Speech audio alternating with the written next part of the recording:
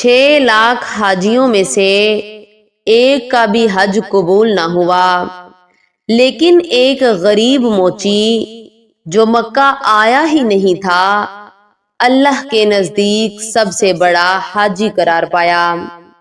ये वाकया हमें एक ऐसी हकीकत से रोशनास करवाता है जिसे हम इबादत की भीड़ में अक्सर भूल जाते हैं कि अल्लाह सिर्फ सफर नहीं देखता, दिल भी देखता है।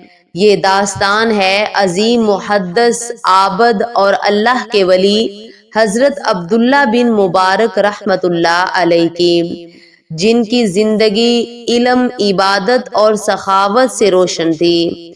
एक साल वो हज की सआदत हासिल करने के बाद बैतुल्ला के करीब आराम फरमा रहे थे, मगर उन्हें मालूम नहीं था कि आज की रात एक ऐसा राज उन पर खुलने वाला है जो उनकी रूह को हिला कर रख देगा। हजरत अब्दुल्ला बिन मुबारक रहिमहुल्लाह फरमाते हैं कि इसी दौरान उनकी आंख लग गई और ख्वाब में उन्होंने एक हैरत अंगेज मंजर देखा। उन्होंने देखा कि आसमान से 2 फरिश्ते जमीन पर उतरे हैं। एक फरिश्ते ने दूसरे से पूछा, क्या तुम्हें मालूम है इस साल कितने लोग हज के लिए आए हैं? दूसरे फरिश्ते ने जवाब दिया, 6 लाख इंसान। फिर पहले फरिश्ते ने सवाल किया, और इनमें से कितने लोगों का हज कबूल हुआ? कुछ लम्हों की खामोशी के बाद दूसरा फरिश्ता बोला, एक का भी नहीं। ये सुनकर अब्दुल्ला बिन मुबारक रहिमहुल्लाह का दिल कांप उठा। हजरत अब्दुल्ला बिन मुबारक सकते में आ गए। वो सोचने लगे, इतने लोग दुनिया भर से आए, किसी ने अपना माल खर्च किया, किसी ने बरसों की ख्वाहिश पूरी की, किसी ने तवील सफर की मुशक्कत उठाई, मगर कोई भी कबूल ना हुआ। लेकिन उसी लम्हे दूसरे फरिश्ते की आवाज दोबारा गूंजी, अलबत्ता दमिश्क में एक गरीब मोची रहता है जिसका नाम अली बिन मोफक है। वो हज के लिए मक्का नहीं आ सका, मगर अल्लाह ने उसके अखलास की वजह से उसका हज कबूल फरमा लिया और उसी के सदके लाखों हाजियों पर रहम फरमा दिया। ये अल्फाज सुनकर हजरत अब्दुल्ला बिन मुबारक की आंख खुल गई, मगर उनका दिल अभी तक कांप रहा था। उनके दिल में एक ही सवाल था, आखिर वो कौन सा इंसान है जिसने बैतुल्ला आए बगैर ऐसी अजीम कबूलियत हासिल कर ली। हज मुकम्मल होने के बाद हजरत अब्दुल्ला बिन मुबारक सीधे अपने वतन वापस न गए, बल्कि दमिश्क का रुख किया। ये सफर अब सिर्फ एक शहर तक पहुंचने का सफर नहीं था, बल्कि अखलास की तलाश का सफर था। कई दिनों तक सहराओं की खाक छानने के बाद वो दमिश्क की पुरानी गलियों में दाखिल हुए। लोगों से पूछते पूछते वो एक छोटे से बोसीदा मकान तक पहुंचे। वहां एक शख्स खामोशी से पुराने जूते मरम्मत कर रहा था।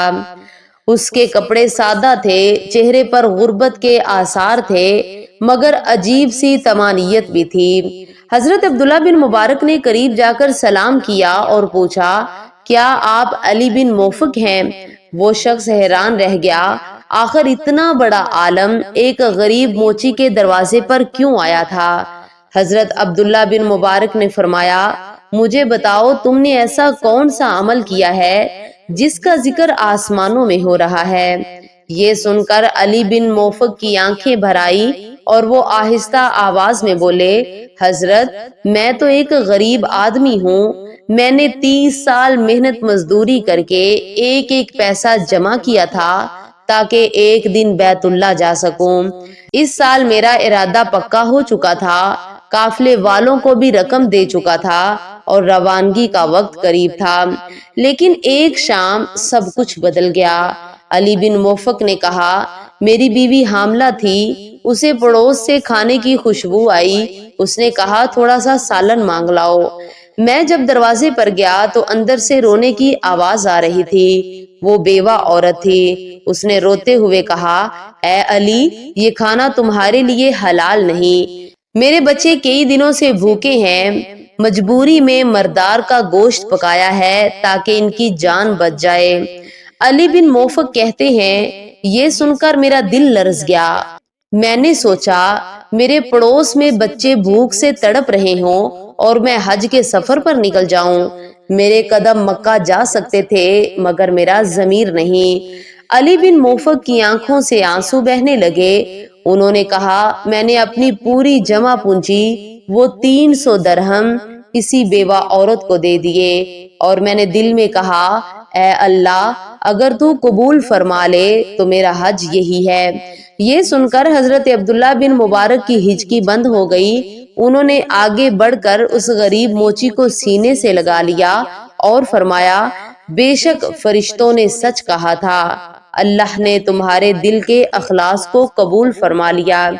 کبھی کبھی اللہ کے نزدیک سب سے بڑا حاجی وہ نہیں ہوتا جو کعبہ تک پہنچ جائے، بلکہ وہ ہوتا ہے جو کسی بھوکے کے دل تک پہنچ جائے۔ یہ واقعہ ہمیں یاد دلاتا ہے کہ عبادت صرف رسموں کا نام نہیں بلکہ اللہ کی مخلوق کے درد کو محسوس کرنے کا نام بھی ہے۔